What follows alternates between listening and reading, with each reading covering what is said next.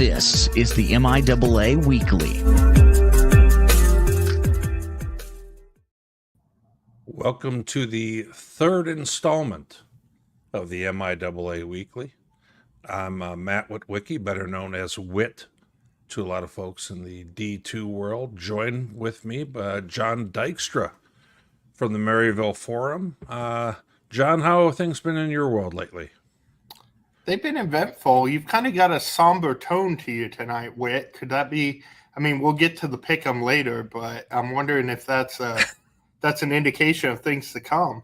Well, you know, I realize that you cover the Bearcats, so I'm treading lightly, John. I when I said how have things been, that's kind of an interesting question. Is there anything surprising or something going on with them? We might nothing get to I that can think later. of. No, nothing at all. Well, we will get to that squad here in the show shortly. Let's go ahead and start off the week with the release from the home office in Kansas City with the MIAA Offensive Player of the Week. And in a shocking development, Zach Zabrowski from UCM wins this the first time that they do it. I never saw this coming. John, tell us a little bit about the day he had. Boy, we're talking about what's going on in Bearcat land, and then we flip it very immediately to we're looking for something completely different. Yes. Football. Yeah. Well, Zach Zabrowski had kind of a down day for an opener. He was getting warmed up. He had 38 of 48 passing, only threw almost 50 times in that blowout win. So they didn't hold back there, but 503 yards, 6 touchdowns. No big deal. Ran for a touchdown too. Just kind of a typical Zach Zabrowski day. It was over 300 yards about a minute into the second quarter. So, Zach Zabrowski, he won the Harlan Hill last year, and now he's the Offensive Athlete of the Week in week 1. So not a huge surprise there, but no. They're back to doing UCM and Zach Zabrowski things. Yeah, he might win this a few more times on our show, but we'll see. Sage Saperda with Emporia State. They did get a win. We'll talk a little bit about that more in our show. Linebacker for Emporia State. Tell us a little bit about what he did. Yeah, you guys don't want to put him in the top 25 poll, but they're racking up the awards for Defensive Athlete of the Year. Shots already being fired on the show. We'll talk about that a little later too. No, just respond to Emporia fans. They're a passionate group. But no, he had a really good day, obviously, to earn this award. 11 tackles, had contributed to a tackle for loss, but was kind of everywhere, as we seen, was assisted on 7 tackles. So that tells you he was just kind of flying around the field against a good Angelo squad and a good win for Emporia to kind of find a way to win an ugly game that we'll talk about later. But finding a way to win at this point in the season is a good thing, and not all the MIAA schools can say that. So yeah, it's a really good day, and congrats to Sage. Yeah. They're off to a good start, and then UCO, their first contest, they played Langston of the MIAA, and we had the special teams athlete of the week. And early word, John, is that he's also going to be nationally our D2 special teams player of the week. Why are we so high on him? Because he managed, it says kick return and punt returner there down at the bottom, and he did both. He returned one of each for a touchdown. He's a good player. He plays defense too, so he's a do-everything type of guy, and probably had the coolest picture of anybody in the MIAA releases there too. So good for Kobe. That was obviously a good game and first game of the season for them. So to get 2 touchdowns in the first game, that's a good start. But you went above and beyond with this, so cue the highlights of that. Yes, I personally filmed at the game. No, I didn't. Let's take a look a little bit at his opening kick return of the contest. I like they do a little fake on the trickeration, and Langston falls for it just enough that we get some open space here. They look like they're going to catch him, and the only one's going to catch him is his teammate Four, who's right there with him, and he's able to find the end zone. Then a little bit later in the contest, The Kano guy got a first-hand look right there. exactly. Then in the same half, a little bit later in the action, he catches it, at his own 10, takes a few yards, steps back just to make sure he's got enough room to get the Jets going.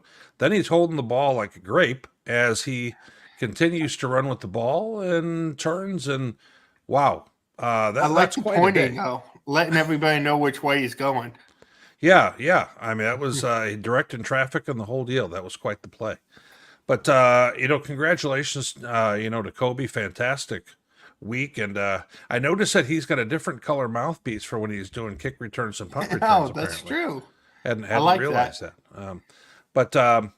So those are our players of the week. Let's go ahead and kind of take a look at some of the results, and we have a little bit of a video from what we thought was probably going to be the biggest contest of the week, which was Angelo and Emporia, a game that I sat through 3 hours of waiting for a touchdown to be scored. And Emporia comes out ahead there. We'll talk a little bit more about it, and then we've got some of the other action we'll review. And then towards the bottom there, I'm sure you're ready to share about Northwest. There are two one-score games on there, and they were both pretty ugly. So let's get to them, I guess. Well, Emporia and Angelo, we're going to go ahead and look at that one first. We've got a little bit of video from that, and we've got Angelo in white, Emporia in black. Angelo did a lot of this in the game, trying to run their quarterback quite a bit. They were able to scratch 13 completions out of 43 attempts. You can see here. The passing game occasionally going. Gunnar Gundy, not spectacular. Had 2 touchdown passes, 2 picks, and just right around a little bit over a 500 day for him. Had trouble running the ball. I think he had 11 carries, 11 yards or something like that. Angelo defended well. This was a big field goal late here for Emporia to put him up by 5. This was a Hail Mary at the end. They had 2 of them, Angelo did, from about the 30. Just like the rest of the game, they didn't complete either one of those.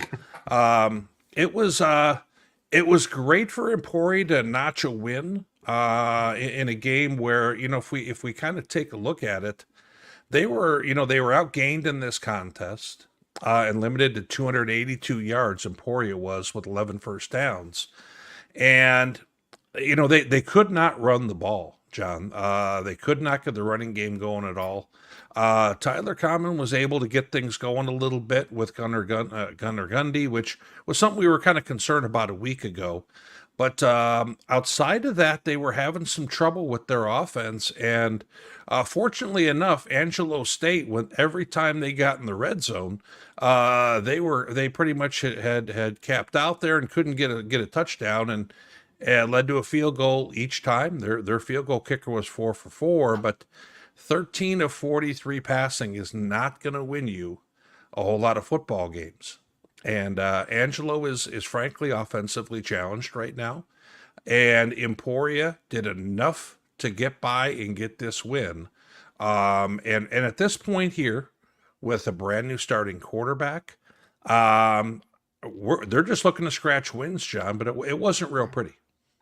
Well, yeah, Angelo will be a team, obviously, that the MIAA will be interested to follow how they end up doing in the Lone Star with 2 losses to MIAA teams already.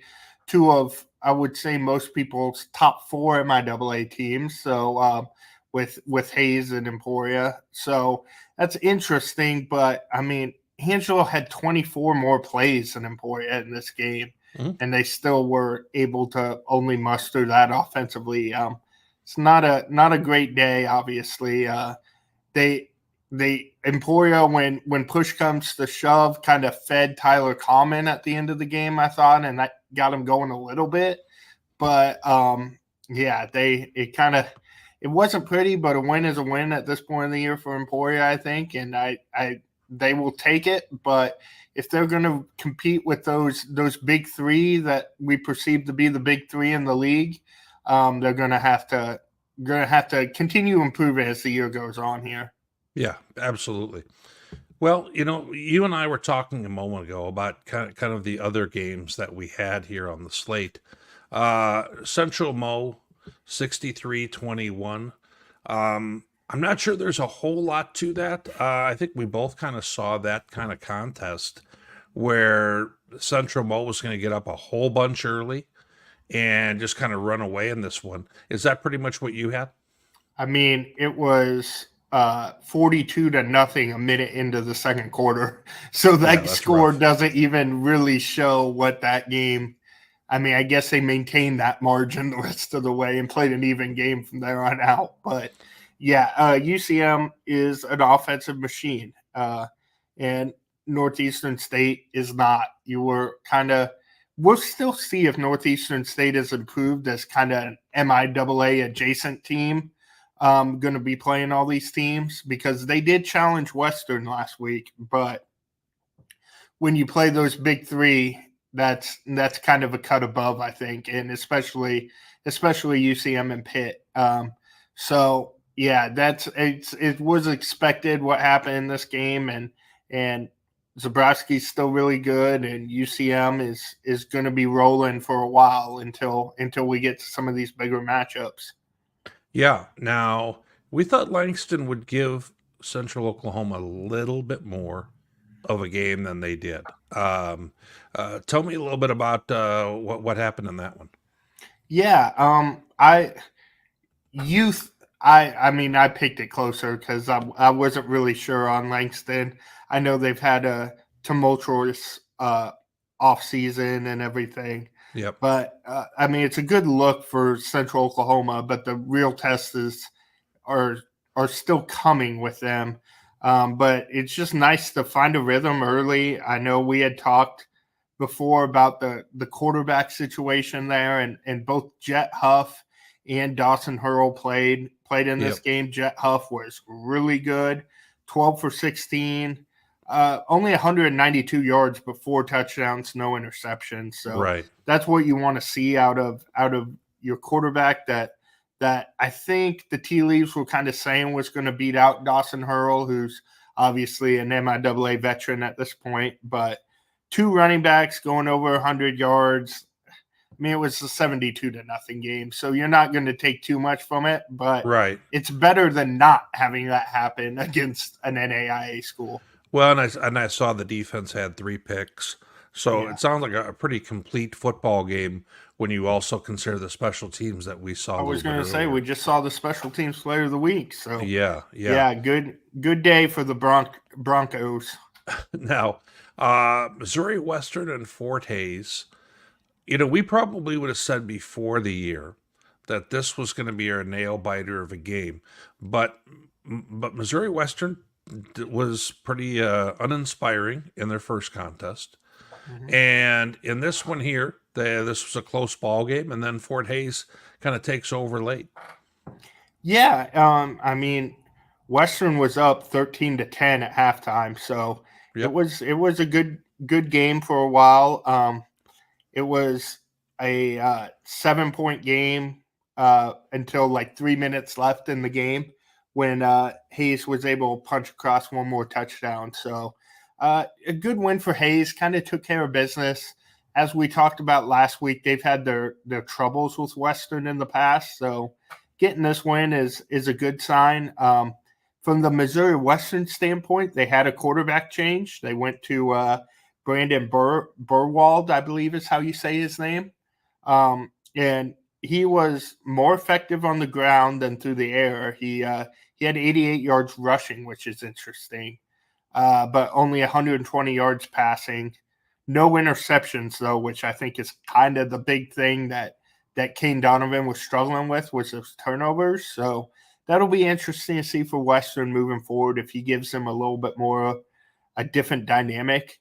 And for Hayes, I know Zach Zabrowski had over 500 yards, so we kind of gotta give him that. But Shane Watts would be my honorable mention offensive player of the week because he had 161 yards rushing with a touchdown and had a couple catches in there too.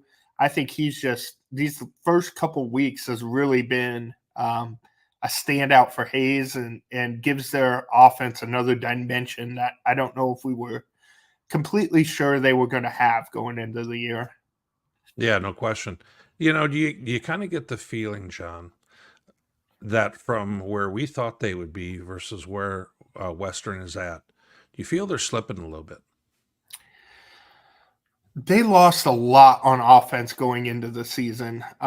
So I think that would almost be kind of expected. The Northeastern game is scary.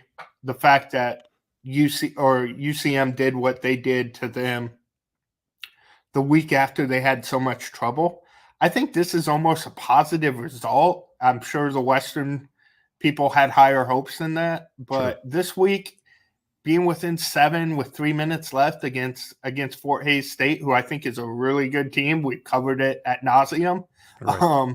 But I think that's a good performance. I think their offense is just going to go as Brandon Hall goes. If you could stop him in the running game, which he only had 10 carries, they were playing from behind some 75 yards. So if he if you could stop him, I think that goes a long way to stopping their offense. And Hayes is equipped to do that. So I don't know. It's still a long season for Western. They have a big game this week, but I'll be curious to see how they bounce back. And I think we learn a lot about them this week, which we'll get into later. It's Pitt State puts up 42 against Missouri Southern. We're not shocked that Pitt won, but pretty one-sided, don't you think? Yeah, and it was more competitive early. It was the first quarter was 14-10. Missouri Southern actually scored first and had the lead in this one, and then Right.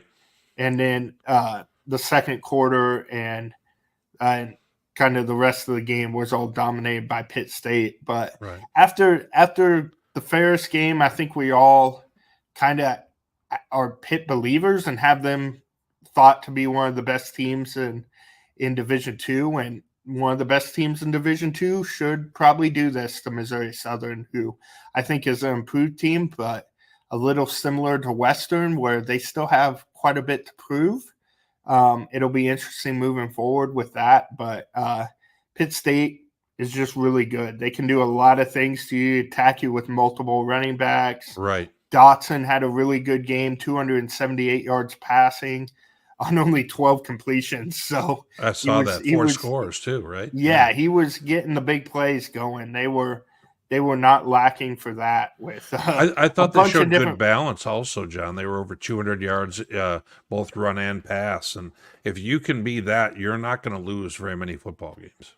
and balance in the passing game just in general. I mean, if you look at their passing game, they had 5 players with at least a 30-yard reception. So everybody's making big plays. I mean, we think obviously it's early in the season. We think that Missouri Southern defense is solid. So to put up 42 points against them, that's a good showing. It was really good. I think that's kind of what we expected, but it's still good to follow that up after an emotional win last week, obviously. Well, and I think the guy who may be their best football player is Jack Barkley.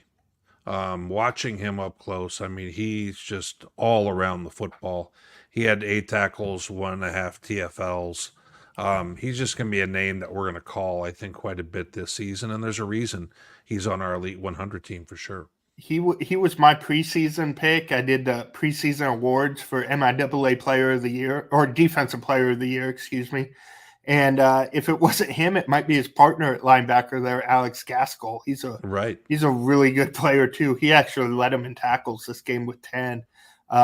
Between him and Barkley and that linebacking core, that's a really good unit, and they are going to be giving people headaches all year. Yeah, absolutely. Well, now we get to kind of the Northwest and Kearney game, and this is a live look in Maryville. Oh wait, no, that is our former Devon's in Tarkio. our, Devon's in Tarkio. Maryville doesn't claim Devon anymore. our former MIAA columnist, Devin Albertson, kind of characterizing the situation right now. It's a good thing you got a on. rational MIAA expert these days now. Moved Yeah, on so old Devin.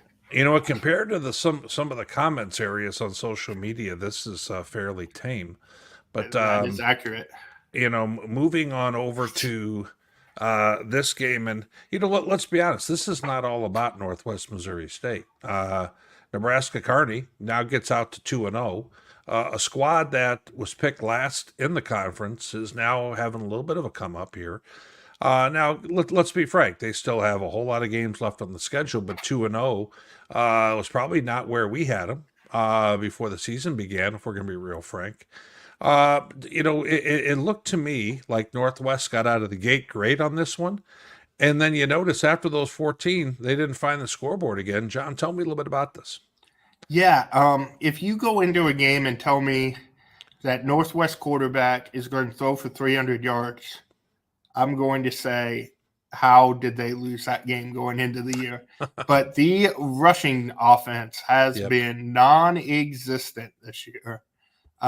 They are 154th out of 155 teams in the country in rushing offense. This is the school of Xavier Oman. It's the school of LaRon Council. It's Jay Harris more recently. There's been a bunch of guys recently. To say that they're doing that is unbelievable. And they have 4 returning offensive linemen this year starting. It makes me think that maybe we didn't even appreciate Jay Harris enough last year, because they cannot create any holes right now with the way they're playing. And yeah, it's all on Chris Runtke. And I think he's actually done an okay job. Those 2 interceptions. One was at the very end of the game. It's desperation, have to throw it to the end zone. He's played well. It's the rest of the group that's been surprising. Defensively, they've struggled with mobile quarterbacks. I asked Coach Wright about that a little bit after the game, because you were there for Hayden Eckern run all over them, and Reagan Jones does it a little differently than he does, but Reagan was able to get 74 yards rushing. Right. They didn't have much rushing offense other than that, but those are things that the Northwest defense wasn't giving up in the past, and now they are. And yeah, it's some confusing times in Maryville right now for the fan base, and I think a little bit for the coaches as well with what's going on with them. But for Kearney, just a massive win. They celebrated on the field afterwards. I have a photo of Ryan Held with both one finger in each hand in the air and its team surrounding him. So big win for them. It's been a tumultuous year and a half of the Ryan Held era in Kearney, and they're showing signs of improvement, which I think is really big for them. Like you said, a lot more of the year left, but really good performance for them. And since I gave an honorable mention MIAA offensive player, I will give a defensive player as well, because Q Felton, you have that down in the corner there, Right. 4 tackles for loss. He was just everywhere in that game. And once they figured out Northwest couldn't run the ball, they penned their ears back and went after Runtke. And I think that was a little bit of the change from Northwest making it 14-7 on the last play of the first quarter and then not scoring again. They shot themselves in the foot a couple times, had a costly fumble, did that. But the Kearney defense was just really good. And for Northwest, the question is just what can you become with your defense? Because Chadron State held Nebraska Kearney to 18 points, and then they scored 21 on the vaunted Bearcat defense. That needs to change if the Bearcats are going to get this ship turned around. So those are my initial thoughts as somebody who's around the program all the time. Whit, do you have any? Sometimes it's better to take a wider glance at things that surprise us like this. So what are Well, your thoughts on what you're seeing right now? and watching them against Mankato, the unthinkable happened. I think with most Bearcat fans, which is they kind of got bully balled. And I've seen Mankato do that to a lot of different people, but to do it to Northwest was shocking because I'm very familiar with the Northwest program and have watched them quite a bit. That said, my bigger concern, I think, is still on the offensive side. Being able to sustain drives and being able to score touchdowns. The plays that they hit against Mankato were kind of the big play variety, and they were not able to sustain drives. And in this game here, only being able to score 14 against Nebraska Kearney is not where they're going to need to be to win football games this year.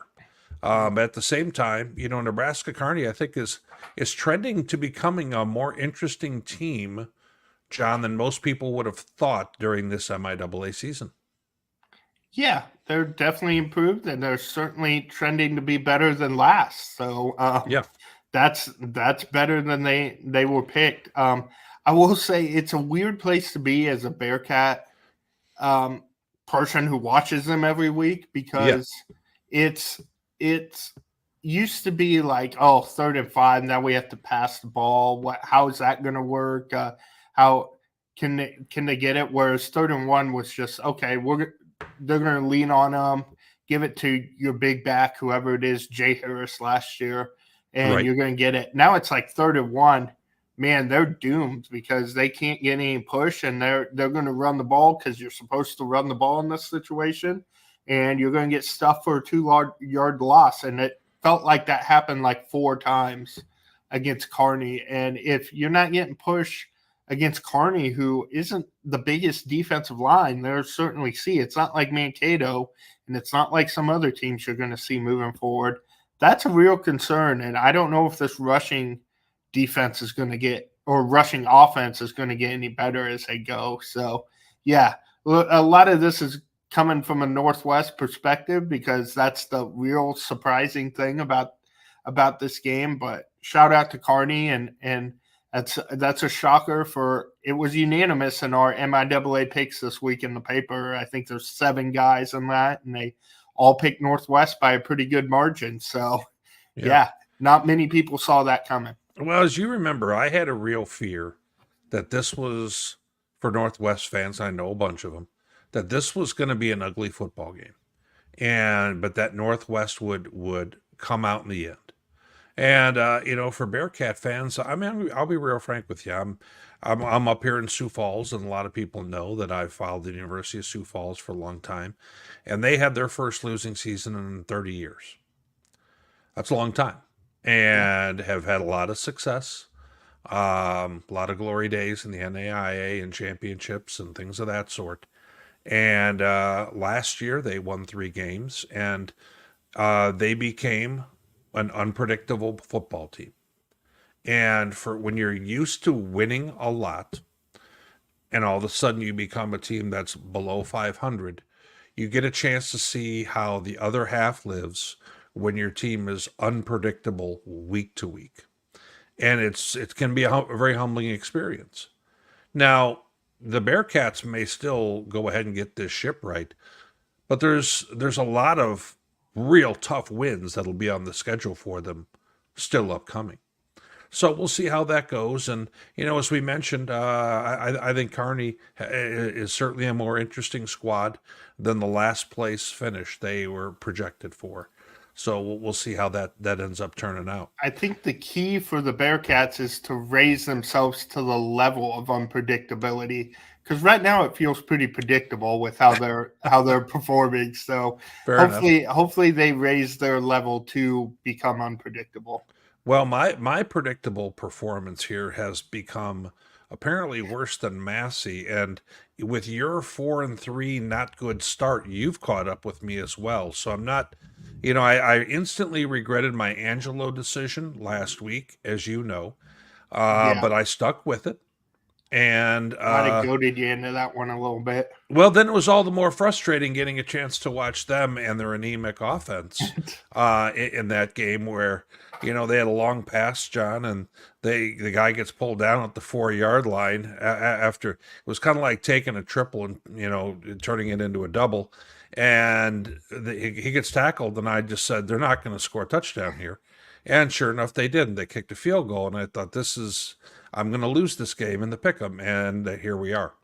So the long-awaited, the viewer mail for this segment, John, is over the top. Let me tell you, and so we're going to get on into it here. We'll preview the last game, Emporia State, Pitt State. We'll kind of do a little bit of a whip tail of the tape, and I might ruffle a few feathers with how I see that, but I'm a big boy. I'll be okay. So we've got Colorado School of Mines going to Washburn. Interesting game. They're not playing Washburn of playoff years a few seasons back, but we're still expecting Washburn is going to be a game squad here. How did you see this one? Yeah, it's just a really interesting game because kind of the only time we've seen Mines over the years against Super Region 3 teams is in the national championship game.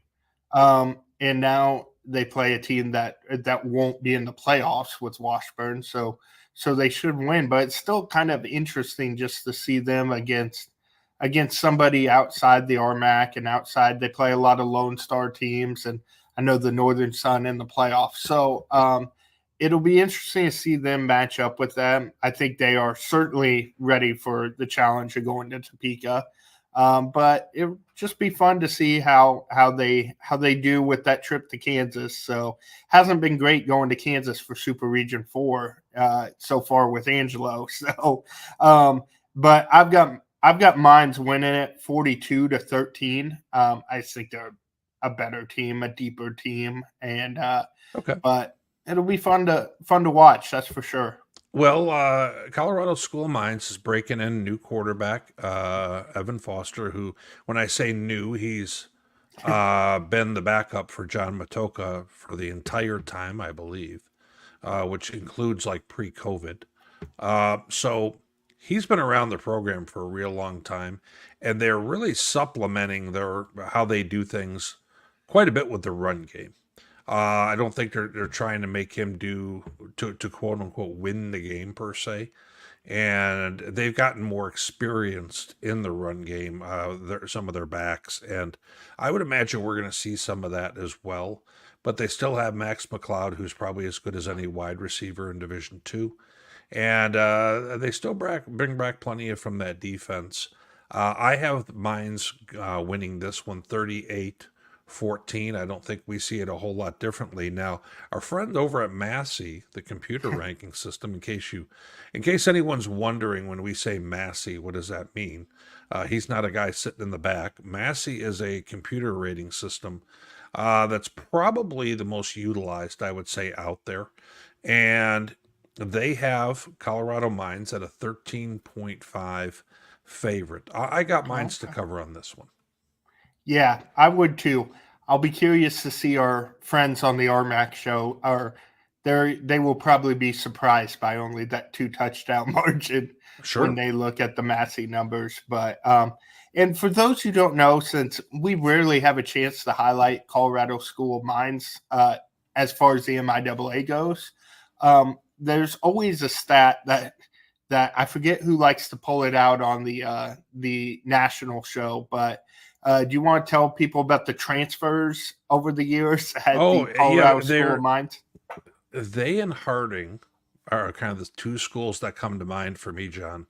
Yeah. Where they have not had, like, for example, Harding has now had a few. But Colorado School of Mines, they have not had someone go in the transfer portal yet. And Harding is really close to that themselves. They've got such a culture within the program that, there's such buy-in that people aren't doing that. And it's a real tribute to those two squads, if we're going to be really honest. Yeah, we saw that for a good amount of time with Northwest, to be honest. And then, you got like Jay Harris last year, and you had a few others. And I think it's bound to happen to every program, if we're going to be really honest. But Colorado School of Mines has definitely got an incredible thing going there. They really do. And I don't see it changing this year. I think they're going to be they'll be in that top 10 in some way, shape, or form when it's playoff time. And they'll probably have a good situation, maybe even have teams having to go to them, to go through the playoffs.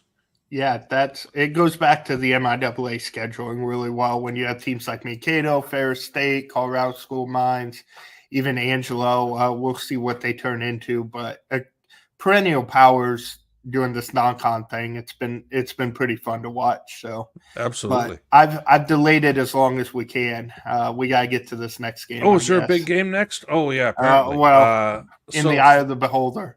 So Fort Hays State at Northwest Missouri State. So that's a 6 p.m. kick in Maryville on Saturday. So I can't wait. Tell me what you got.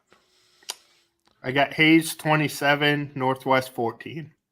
Northwest, I mean, I can't see them winning this game. I mean, Hayes' defense has been terrific this year. Maybe Northwest can find a way to sloppy it up and keep it close.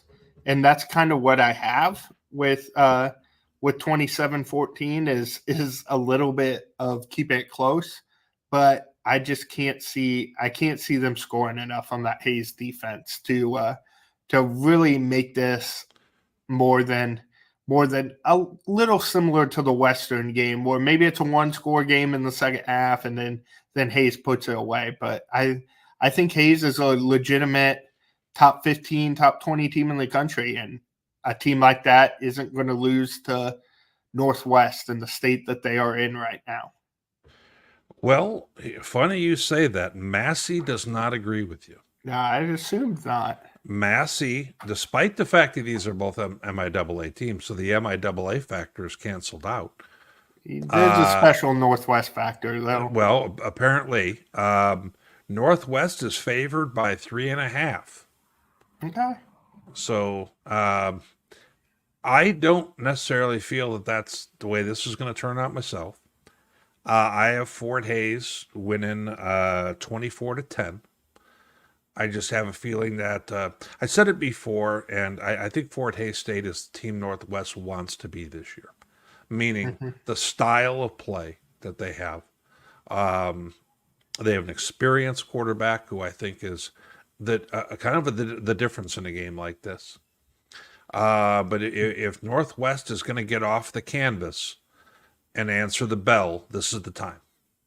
I've heard you make that reference with, and I think it is Chris Brown and Rich Wright are kind of similar in their philosophies of how to win football games.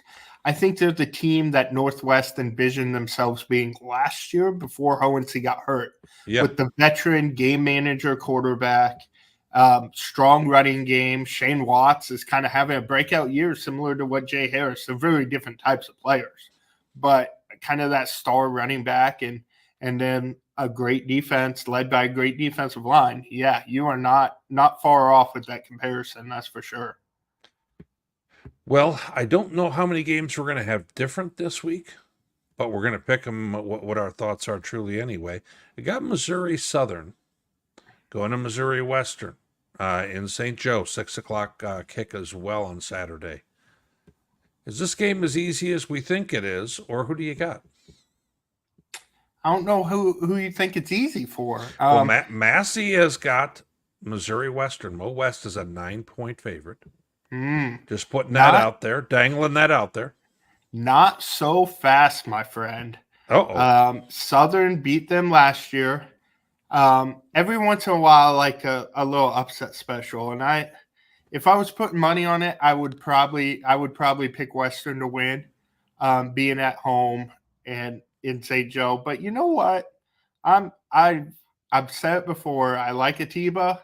I'm not sure what Western is this year. We will see with this new quarterback. I am picking Missouri Southern 24, Missouri Western 20, and Southern ends any Missouri Western playoff hopes for a second straight year. Wow. You heard it here first, John Dykstra. Bulletin board material. You're welcome, Coach Fenwick. Yeah. Coach Fenwick, I'm sorry I am not going that direction. I am taking them to avenge and have a get-back game here. Gotcha. I think this game can be kind of an exciting one. I have them winning 34-27. I don't have them covering. Yeah, I was going to say. But I think this one the score could get going there a little bit. Now, this next contest we have, UCO, they played a squad from Oklahoma a week ago, but it wasn't one that we thought was going to put up much of a game. This game is going to be in Edmond, Oklahoma, against UCO. What are your thoughts here? My thoughts are until somebody stops Zach Zabrowski, I'm not going to pick him to score less than 50 points. 62-27. Yeah, we'll see if that UCO offense can keep up. But UCM and Zabrowski are going to get their points. And I don't think UCO can keep up this year. We'll see. That murky middle of the MIAA is really, really confusing right now, kind of after those top three, in my opinion. But I don't see anybody in that murk really keeping up with UCM or Pitt. So I see this as a lopsided game and UCM cruising comfortably, not quite as comfortable as last week, but comfortable. Now, Massey has Central Mo as a 7.5 point favorite. Oh, AD gets some of that Northwest bump. He's definitely getting the rub there. But I have Central Oklahoma sticking around in this one. Ooh. Night game in Edmond. I think that they're going to bring some of the good mojo from a week ago. Now, I think they score about half the points they did in that one. But I've got 45-35 with the Mules still coming out on top. But I think it's going to be a little more dangerous a football game. If you had a backbone, you'd pick the upset. Stick with your convictions. We just talked how you regretted the UNK thing. Pick them. And our final game on the slate, Emporia State at Pitt State in the jungle. And we're going to do a little bit of a breakdown. And let me make sure I've got our breakdown ready to go, and I think I do. Ooh. Now, this was the Witt take on this. I did this outside of production from John. So if anybody doesn't like it, you can come. Make sure you voice your displeasure with John. But anyway, so here's how I see it. Momentum. I'm going to give Pitt State a little bit of the nod there. I think that Emporia game and that kind of a slosh of a game they had, it's kind of hard to feel like you're coming out of that with a lot of momentum. You got to win, but rushing offense. I'm going to give that one to Pitt State. They've had more balance, in my opinion. Passing offense. I'm going to call that even. And I might be doing Emporia solid by saying that because they've turned the ball over a little bit more in the passing game. But I know that they can also be more electric, or at least I think they can. Offensively, I'm giving the nod overall to Pitt State, given the balance they have, and I think they're tougher to stop as a result. Rush defense. Pitt State, I saw that up close. They're getting the nod there. Pass defense, Emporia State's been very good against the pass so far. Pitt State's been good against everything. Total defense, I think I got to go with Pitt State there. Special teams, we're going to call that even. Home field advantage, Pitt. Do you see anything that you would have a little bit different, John? I would point out not to pull Emporia down in the one thing they're tied with. or two things they're tied with, I guess. It's been backup quarterbacks so far for Emporia State to go against this year. So that's a little maybe we'll see what happens against Dotson and those guys. They just had to pull some shade over that. Okay. Yeah, As you were saying. I know game of the week we gotta hype it up a little bit more. But and the same thing with the passing offense. I've been beating the drum for Gunnar Gundy, but Chad Dotson, it might not be as flashy in numbers, but I just trust their passing game when push comes to shove. Dotson's been doing it a long time. He's been there and done that. Playoff games, big games, it doesn't matter. So those couple positions, I might give the edge to Pitt and give them a clean sweep, but I understand why you went the other way on it. So that said, how do you see this one playing out? I'm sure you must be hanging your head on the Hornets here. I'm well. Now we go back the other way because Pitt State has won 6 straight in this series.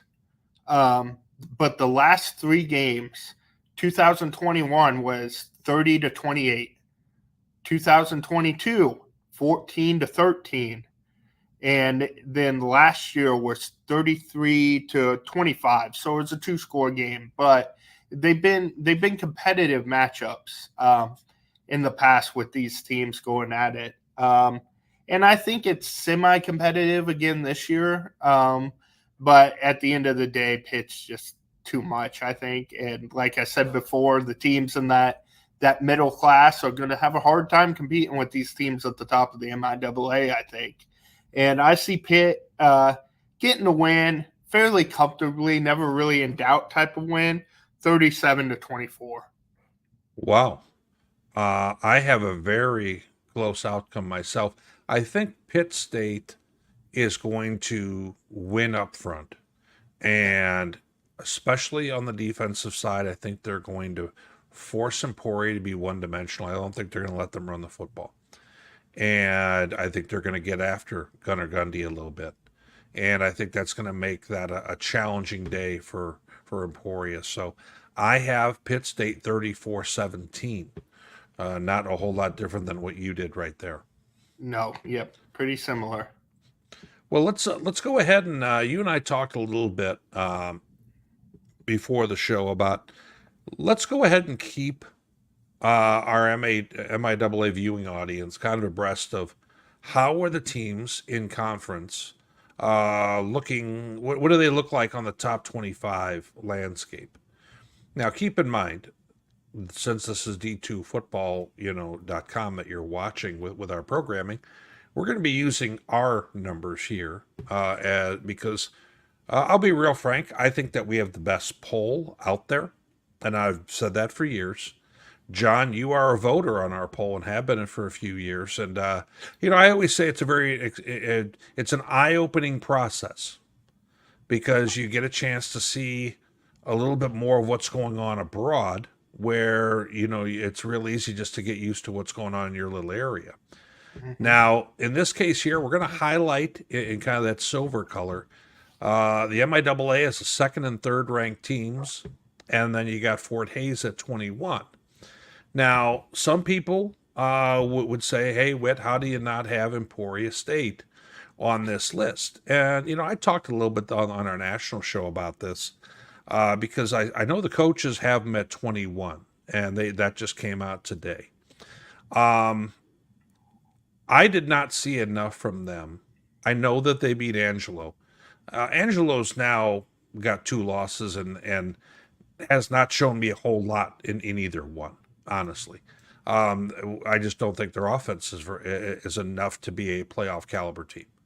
So I'm not putting that Emporia win in real high standing on my side. And that's why I didn't vote them. And I think that there was some shared thoughts with that. John, did you have Emporia in your top 25, or were they just out? I had Emporia just in.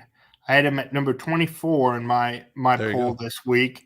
They snuck in, so I wasn't as high as the coaches are. But I think they've done enough. It's always that balance for me with it's hard.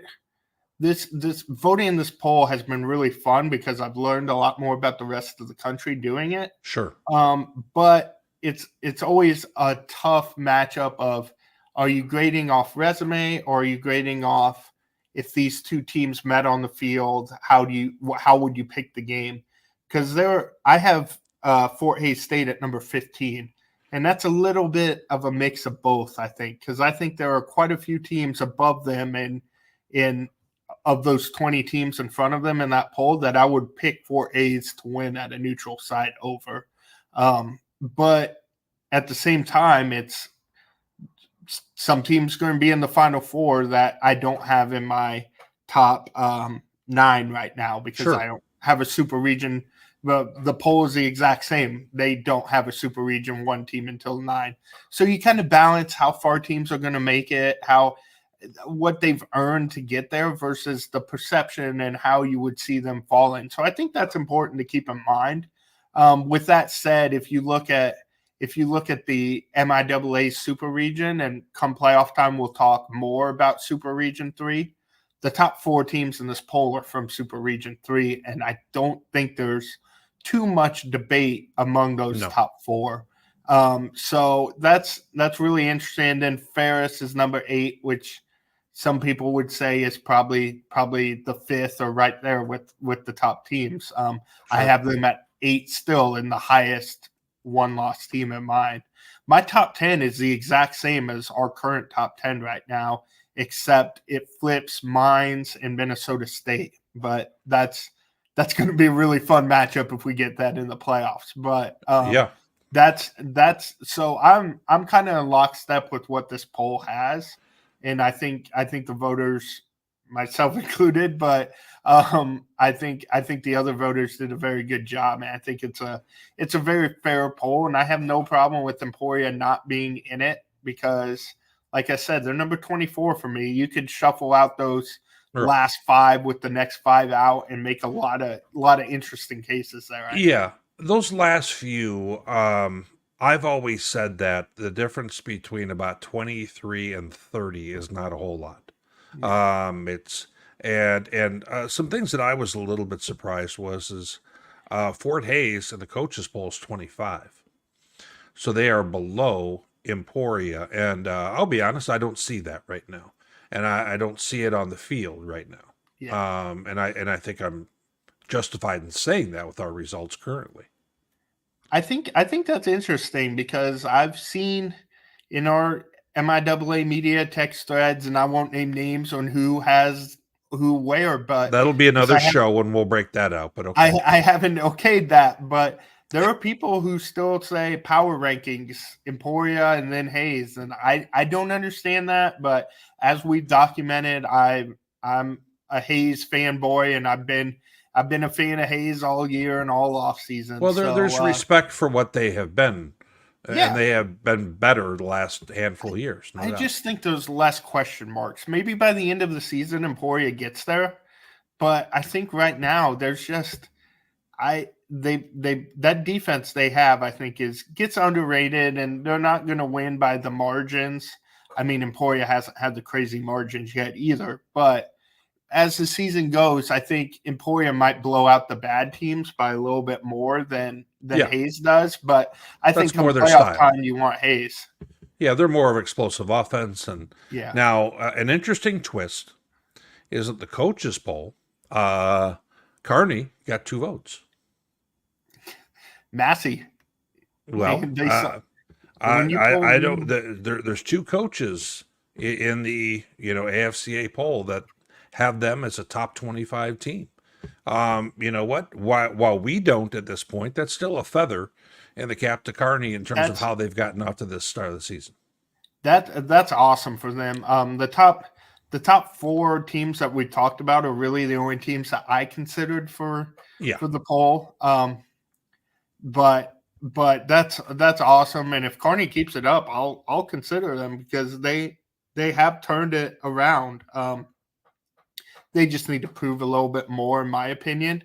One interesting part is I know there's been some debate at who the number 2 team. I don't think anybody really argues with Harding and what they've done and returning.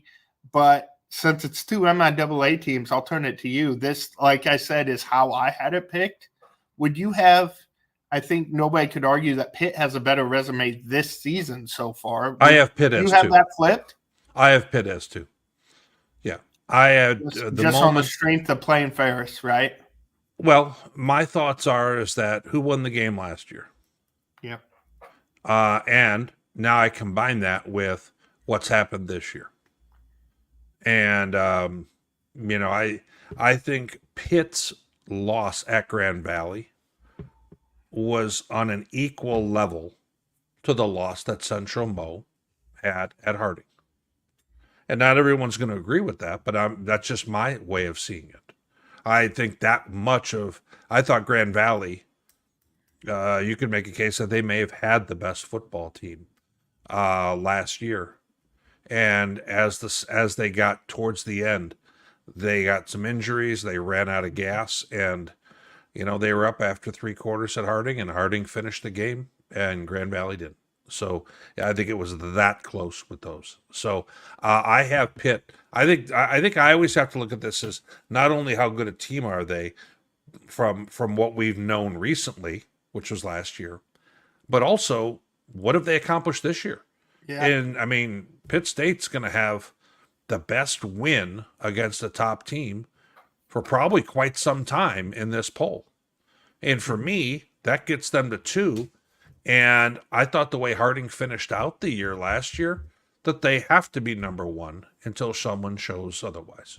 Absolutely. And I only point that out to show that there's multiple ways to do this, and I don't think there's necessarily a wrong way. My look at it is, yes. Well, I'm right. Let's not get this twisted, John. I've been incredibly impressed with Pitt, and they're a top 3 team in the country, which is awesome. Like, I don't see anybody complaining about being the top 3 team in the country, but when I look at the rosters, I like all the playmakers and the flash of Central Missouri, kind of the opposite argument that I just made with Hayes and Emporia. So, but I think Zabrowski's that good and his playmakers are that good. So that's why I have him above it. But those top 4 teams, even though I think nobody's going to have anybody but Harding but at 1, those top 4 teams I could see in any order, and I don't think I won't argue with you too much. John, I think the other thing that needs to be discussed when you're looking at a poll like this, and I think some of our viewers will find this interesting, but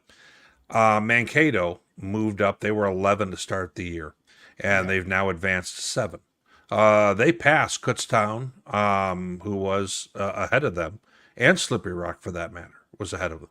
So when you look at this, these are not standings. If you have a really impressive win, you're going to jump ahead of teams who don't have something really impressive on their resume. Mankato has already beaten 2 ranked teams this season, and we're 2 weeks in. They should be moving up, and they have. Kutztown has 1 win, and they beat somebody from the Northeast 10.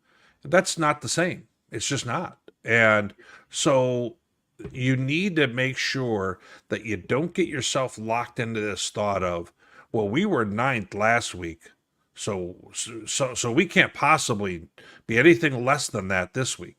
These are not standings. This is essentially like a power ranking, is really what it is. I mean, it's very similar to that. These polls are meant to be, and I always think of it this way, John. You should be able to reset your mind after the end of each week and say, okay, let me look at their resume year to date. How good are they? Yeah.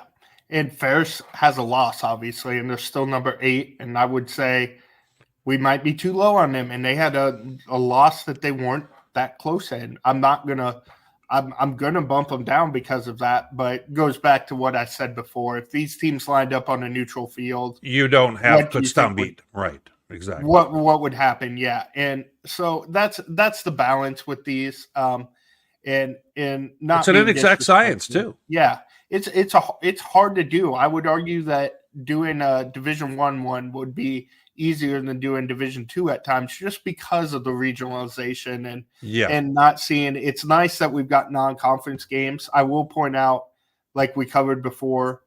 So Washburn gets the number 6 team in the country this week with Colorado Mines. Northwest played Minnesota State. I believe those are the 2 teams that are currently ranked that have played outside. But it's kind of interesting, I think, from an MIAA perspective, to see how those teams you played in the non-con are doing. Oh, and of course, Ferris State. Pitt played Ferris State. So that 6, 7, 8 have played the MIAA. So that's kind of interesting to see how their seasons develop there. But yeah, Agreed. and Central Washington too, they're a good point. They got jumped by a couple teams this week. They lost to an FCS team. How do you factor that in? So Well, there's a I lot think the of fact that they lost kind of handily to yeah. a team that was probably no better than about 100th ranked in the FCS, I think that colors a little bit of that. I think you get a little bit more of a free pass if you're playing the top 50 FCS Yeah. probably. So you're exactly right. You really have to look at the whole picture here, and there's quite a bit to it. Now, Right. speaking of looking at the whole picture, Oh boy. we're actually going to remove this for a moment. We have a new segment, guys. This is going to be Stump John Dykstra.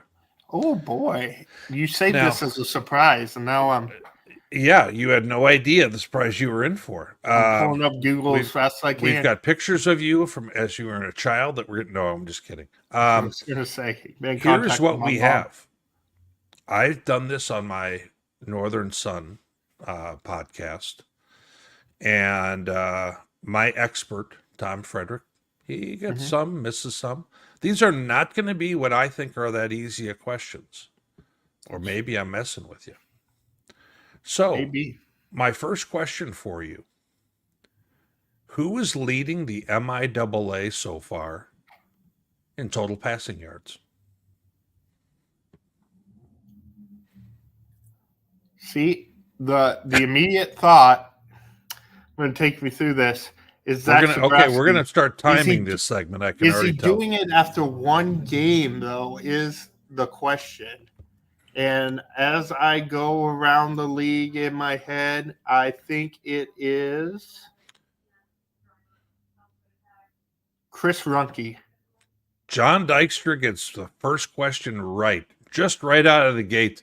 I thought It was I a was last-second realization. I thought I was going Chris to had have over a 300 last week, over 200, or over 300 against Carney, and over 200, I know, against to just barely edge out Zach Zabrowski in one game.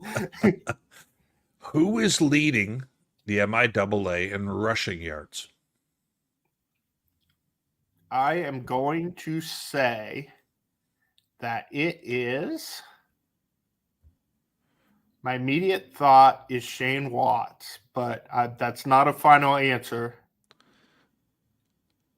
I'm Okay, watching it's to make final sure you're answer. not driving your mouse anywhere. I'm going with, you can see my hands. I'm going with Shane Watts. Final answer. That is wrong. But you were very close. Shane Watts is in second. Brandon Hall, Missouri Western, has Ooh, 260 yards so far. He's averaging 10 yards a carry. Thank God for those Riverhawks. So No, Brandon Hall's a very good player. I will point that out right away. I should have thought of Brandon. well, and that's one of those things where I don't know. I mean, He didn't have as good a week this week, so he was off the top of my mind. And Shane had a really good week. That'll be a fun one moving forward. Okay, last question. We're going to see how you turn out for the week. What team is giving up the fewest yards per game defensively? I would say that team would be. There's 2 that come to mind, and they're both in the state of Kansas. I am going to say Fort Hays State University. Now, let me ask, are you sure you don't want to reconsider the team who played an NAIA squad?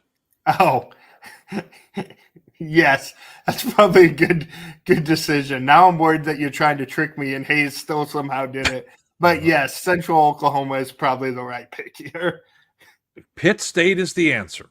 Oh, wow. They played Ferris and UCO played Langston, and they are, oh, man. Tom I Anthony, was just seeing if I could throw a swerve in there. You didn't quite take the bait, I but was Pitt going to be State. wrong both times. So Yeah, is and actually, Hayes, Carney was in second. I thought I'd point that out. oh, my Carney's getting a lot of love on this show, I'm telling you. Carney deserves a lot of love. They've got a lot of hate in the preseason. Not hate, but nobody was too confident in them, as Coach Held would point out to you. And hey, he's cashing the receipts, so that's he pretty sure good. is. Well, that is about everything we've got for our show. Always want to give thanks to the home office for the MIAA, and if you're looking to follow John Dykes, I don't know why you would, but he's top middle. You can see him there. There's a lot of Cyhawk takes if I get the right corner of my shirt. Oh, I see that, and you've got a picture there with a middle with school, a Hawkeye wrestler. In fact, it looks like a middle school gym class or something. That is the national runner-up, Drake Ayala, 125 pounds.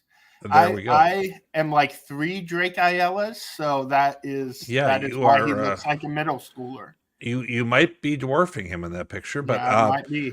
Then if you're looking to follow me, you can see I'm there with the long-haired hippie, and then that's my northern sun partner. We want to make sure special thanks to KSNT in Topeka, Kansas, and also the MIAA network for kind of the video support we have in the show and the highlights. John, another show down. This is our third weekend. We're going to start getting some of the bigger games on tap here coming up. You have any games that you're going to be heading to this weekend? I will be in Maryville for Hayes and Northwest. So, in addition to a whole lot of high school stuff this week, so we will be in. We'll be on hand for that game though, and getting to see my beloved Fort Hays State Tigers in person. I'm sure I'll have a fan section in their traveling party because of all the support I've given them, and they love the local Maryville newspaper, I'm sure. So it'll be fun. Sounds like an interesting one for you. I've got a doubleheader for Saturday. I've got a 1:00 kickoff. I've got Mary at Sioux Falls. I've yet to catch a Sioux Falls game for the rejuvenated Cougars. And then I'll be going at 6 p.m., about an hour north of me in Brookings, South Dakota. I will be watching Augustana, Division II, Northern Sun defending champs, go play at South Dakota State. So I'll get a chance to check out a game there. That place holds about 20,000 and should be rocking. So, well, once again, thank you very much for tuning on in. Have yourself a great rest of your week. We're out.